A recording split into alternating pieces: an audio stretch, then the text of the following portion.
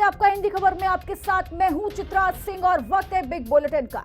और big bulletin में आज बात होगी छत्तीसगढ़ की, जहां छत्तीसगढ़ में कांग्रेस एक साल में हार की हैट्रिक बना चुकी है।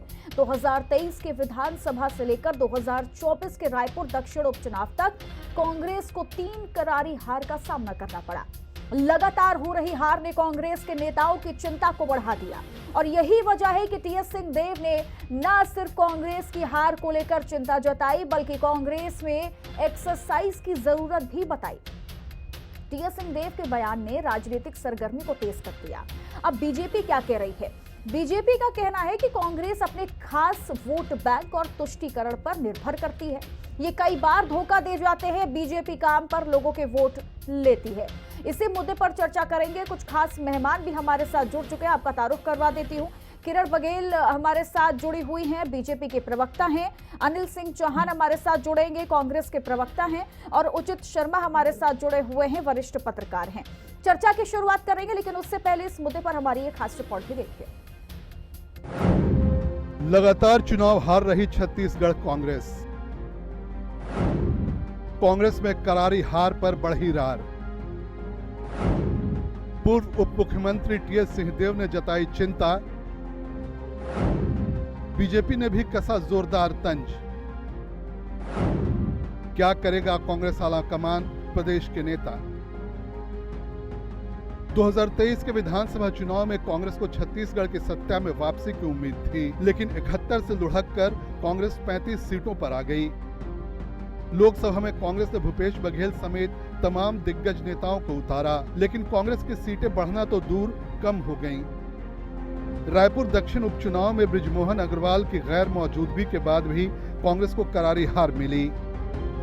यही वजह है कि कांग्रेस के नेताओं की चिंता बढ़ती जा रही है। पूर्व डिप्टी सीएम टीएस सिंहदेव ने दो टूक लहजे में कहा कि कांग्रेस को अभी काफी एक्सरसाइज की जरूरत है। इस बात का आकलन करने की जरूरत है कि लगातार हम हार क्यों रहे हैं। जिन सीटों पर जीत की संभावना थी, वहां भी क्यों हार गए। कांग्रेस जब नगरीय निकाय चुनाव की तैयारी के लिए बैठकें कर रही है, ऐसे में बीते 3 चुनाव में हार को लेकर टीएस के बयान ने पार्टी के भीतर खलबली मचा दी है। अपनी भी कमी हमको आकलन करना पड़ेगा कि क्या कारण है कि हम जीत नहीं पा रहे, क्या कारण है कि हम पीछे रह पा रहे हैं। विधानसभा में अगर छत्तीसगढ़ के परिप्रेक्ष्य में चर्चा हो रही है तो हम क्यों पीछे रह गए? 71 सीट से हम 35 में क्यों आ गए?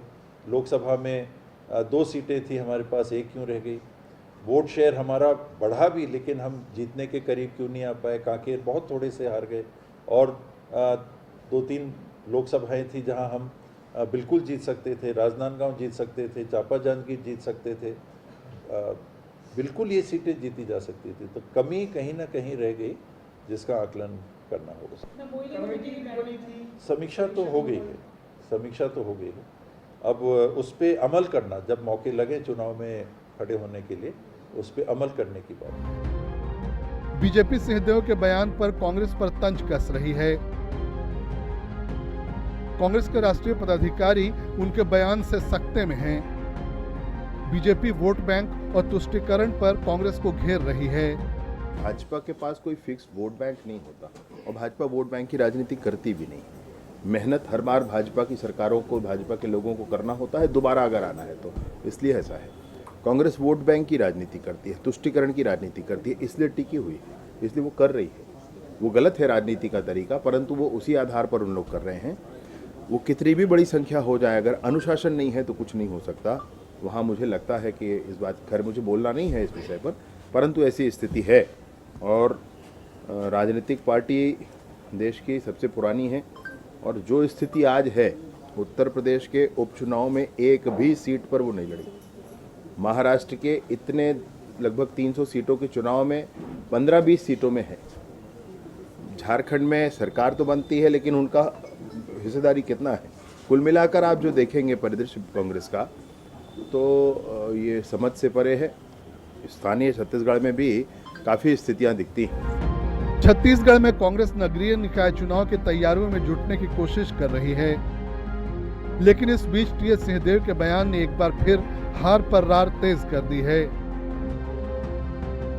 टीएस ने इस बयान के जरिए जहां संगठन को आईना दिखाने की कोशिश की है, वहीं एक बार फिर समीक्षा की राग छेड़ दी है। ऐसे में कांग्रेस संगठन में आने वाले दिनों में क्या बदलाव देखने को मिलता है, इस बात पर सबकी निगाहें होंगी।